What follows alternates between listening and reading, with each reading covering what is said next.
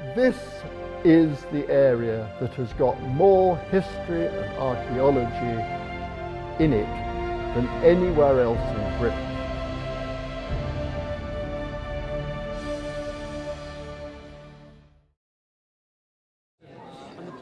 Well, today is all about the history and the ancient history of the Ouse Washes, and basically the Ouse Washes is the single biggest man-made feature in Britain. It's one of the few things they could see from outer space when they started going up in satellites. And there are two rivers that run parallel for a great distance right across the fens, and the land in between the two parallel rivers is known as the Wash, and it floods every winter, and it is a fantastic wildlife reserve, and the landscape all around it, because that's what this conference is about. It's about the landscape surrounding the Ouse Washes, as well as the Ouse Washes themselves. That landscape has a history that goes back, 10,000 years. They are a key part of Fenland's water management. They enable agricultural work to continue year-round without any threat of flooding. And they also operate as a natural wildlife haven now for bird life, for animal life, bugs and beetles, but also they form incredibly important protection zones for historic environment features of the relict landscapes that survive beneath the blanketing deposits of the fen.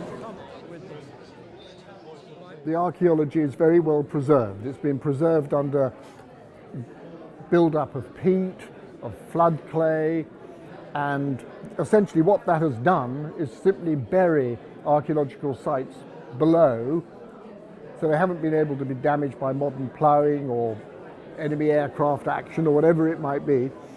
And the water means that organic materials such as fabrics, leaves, seeds, clothes, flesh, all survives.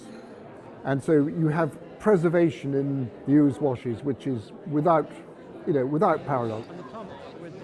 I think what the Ouse Washes and this conference is all about is trying to understand how the landscape in this area developed. And there's obviously a story which goes back way into prehistory. And the bit that I'm interested in, and the bit I'm talking about here this afternoon, is just really the last 5 minutes of history compared to the early material. Downham Market is the top, market town, and we are the bottom. And the whole area between us, relatively unknown. Sort of place you drive through to get to the coast to go bird watching. I certainly did.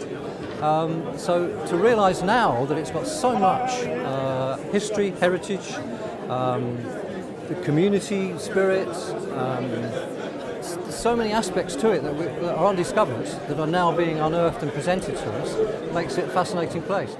I think it's important that the history of the Ouse Washes is understood by as many people as possible, but that's really a more general point as well, that we all need to understand our local history, and we need to understand how our landscape has developed locally, but also within the context of national and indeed international events as well. So it's all about understanding our past, and understanding our past helps us, at least sometimes, to come to terms with our present.